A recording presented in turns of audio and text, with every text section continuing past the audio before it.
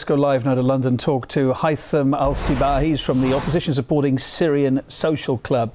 Mr. Al-Sibahi, thanks for being with RT.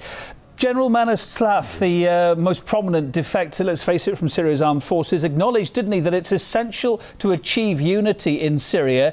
But how is it possible to do that when the rebels are refusing dialogue and continuing to fight, sir? Well, let me say, first of all, the so-called rebel, they don't have their decision in their hands. The decisions come from outside, from a country like United States, backed by the Saudi Arabia and Qatar.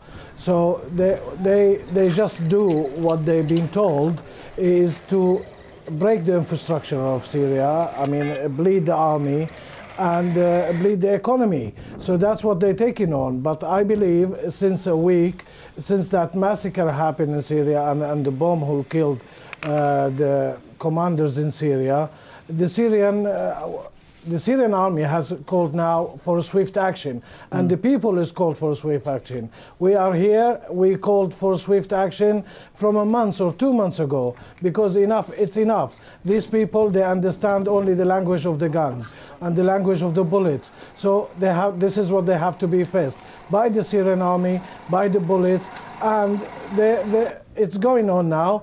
Damascus is nearly cleaned from them.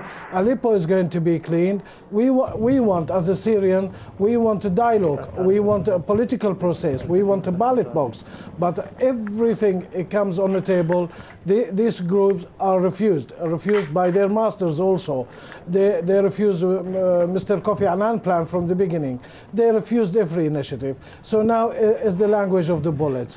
And we believe the legitimate forces in Syria is the Syrian army, because as a government, with all its mistakes, still the legitimate government. The army is the legitimate forces, and it has to take on these people. All the Syrians want them to take on these people, because we have seen what these people have created on the ground, bombing places, destroying schools, destroying the equipments of schools. With everything you're saying, with everything you're saying, you don't think there'll be a negotiated settlement anytime soon, i.e. the two sides getting together, the opposition and the regime, and talking, no?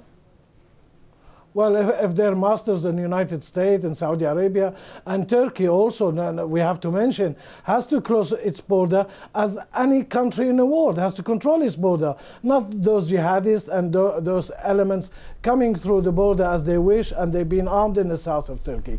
There will not be talk, there will not be dialogue till the sound of the gun die down. We have, I mean, the Syrian army, the Syrian government, and the Syrian people who are terrified they're staying at home. They have no other choice. I mean, the dialogue and all this initiative is being for nearly 1.5 years. As a Syrian, As a Syrian yourself, sir, how would you like to see things go now, realistically, in your country? What do you think is the best way forward? Well, I mean, we believe for a long time is the best way forward is for a dialogue to create multi-parties. But it's not happening, so how do you encourage that dialogue then? Yeah, we tried, but I believe there is only one, what you call it, solution for this armed group and for these terrorists. They want to break in the resolve of the Syria, they want to break in the government, they want a chaos. Condoleezza Rice predicted the organized chaos, and this is what the plan is. We believe in our army, a swift action has to continue, has to be taken. The army has to take on these people, take them out, and if they come to the table, any opposition afterwards, they're welcome to. Okay. But with the situation, let me say something. Any dialogue, any political process has to go with the stability and security on the ground. Without the security on the ground and the stability, there will not be dialogue. There were a delay for the Syrian army, I believe, from the President Bashar Assad himself, just to make these people see what chaos can be. But now everybody is calling. I spoke to people in Damascus, residents of Damascus. They had enough. They've seen their shops, their lives, their businesses destroyed, and it's enough. If it's a war, it's a war. They have to take on these people, and they have to take them out, and not just on the gunmen, who helping the gunmen, whoever give them water also. This is they are. I understand this is a jihadis. subject extremely close to your heart. We could speak a lot about this. I'm afraid we are out of time. We're about to lose the line to you, Haytham, but thank you very much for your thoughts there.